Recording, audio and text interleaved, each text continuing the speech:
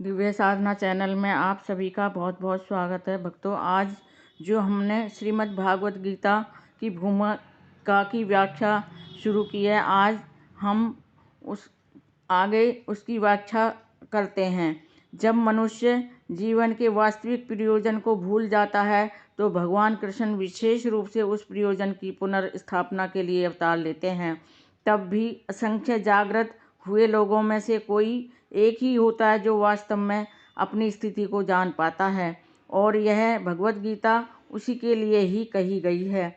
वस्तुतः हम सभी अविद्या रूपी बागन के द्वारा निगल लिए गए हैं, क्योंकि अर्थात इसका अर्थ यह है कि हम अज्ञानी हैं, हमें कोई ज्ञान नहीं है, इसलिए हम ऐसा सोचते हैं।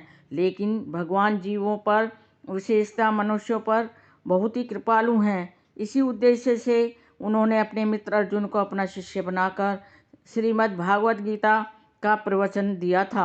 भगवान कृष्ण का पार्षद होने के कारण अर्जुन समस्त अज्ञान से मुक्त था, लेकिन कुरुक्षेत्र में युद्ध स्थल में वह अज्ञानी बनकर भगवान श्री कृष्ण से जीवन की सभी समस्याओं के विषय में प्रश्न करने लगा, जिससे भगवान उनकी व्याख्या भावी पीढ़ियों के मनुष्य के लाभ के लिए करते हैं और जीवन की योजना का निर्धारण भी करते हैं।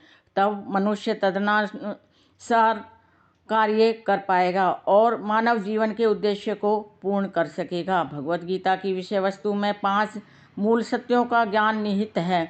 सर्वप्रथम ईश्वर के विज्ञान की और फिर जीवों के स्वरूप स्थिति की विवेचना भी की गई है।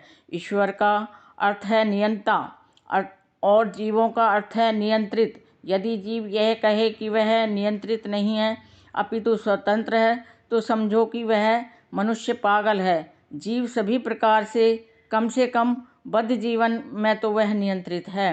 अतः भगवत गीता की विषय वस्तु ईश्वर तथा जीव से संबंधित है।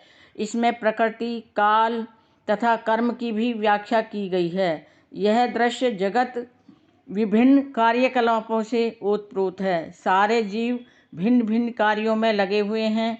भगवत गीता से हमें अवश्य यही सीखना चाहिए कि ईश्वर क्या है, जीव क्या है, प्रकृति क्या है, दृश्य जगत क्या है, और यह काल द्वारा किस प्रकार नियंत्रित किया जाता है, और जीवों के कार्यकलाप क्या हैं। आज की श्रीमद् भागवत गीता की भूमिका की व्याख्या यहीं पर समाप्त करते हैं भक्तों। आगे की व्याख्या कल करेंगे।